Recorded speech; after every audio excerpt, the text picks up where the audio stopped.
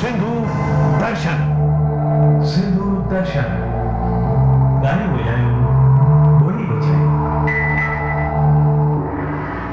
This program is sponsored by Vasudev Khyalani Singapore, CNV Consultant, CNV Engineering Private Limited. We live in service. Sadhguru Travels Dubai. Think travel, think us. Homes for Life, Real Estate, Dubai. Build legacy.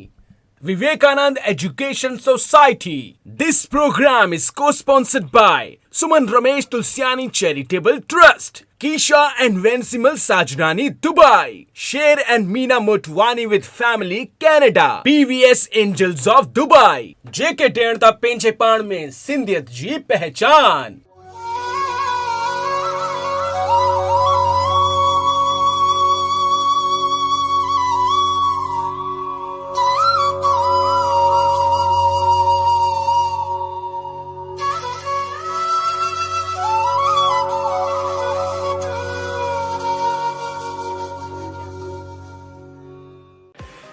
जलनिधि रघुपति दूत बिचारी तै मैं नाक होई श्रमहारी.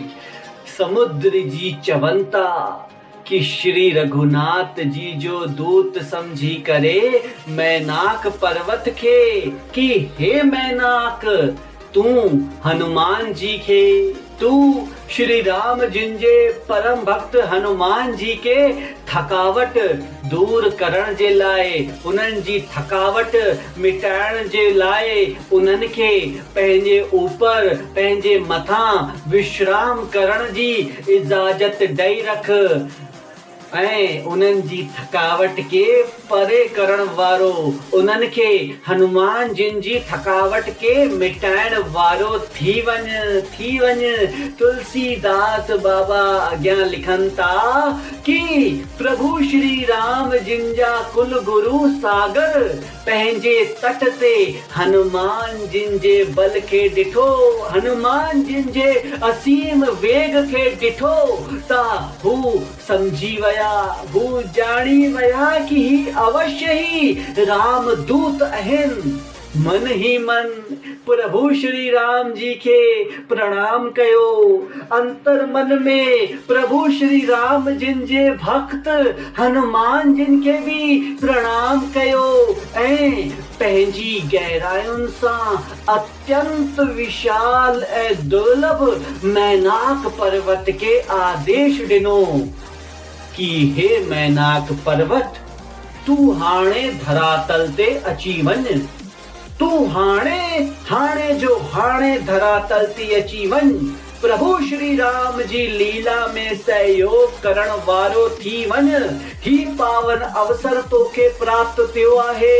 सदियां गुजरी वेंदियूं आहिनि, युग गुजरी वेंदा आहिनि प्रभु श्री राम जी मदद करण जो, प्रभु श्री राम जिन जी लीला में प्रभु श्री राम जिन जो सहयोग करण जो पावन अवसर अॼु तोखे प्राप्त थियो आहे. हे मैनाक पर्वत, हे मैनाक पर्वत तू रामदूत हनुमान जी खे पंहिंजे मथां विश्राम करण जी इजाज़त ॾेई छॾ. उन्हनि खे प्रभु श्री राम जी जे परम भक्त, प्रभु श्री राम जी जे पवन भक्त, पवन पुत्र हनुमान जी खे कूदी करे उन्हें पार वञण जी इजाज़त ॾेई रख. उन्हनि खे कूदी करे उन्हें पार वञण जे लाइ उन्हनि जो आधार बणी वञ. मञा तो तू जाम मजबूत ही मैनाक पर्वत. हे मैनाक पर्वत तू जाम मजबूत ही पर कॾहिं न विसारजा कि हू भी आहे परम शक्तिशाली पवन पुत्र हनुमान. उन्हें सां संभली करे रहिजा.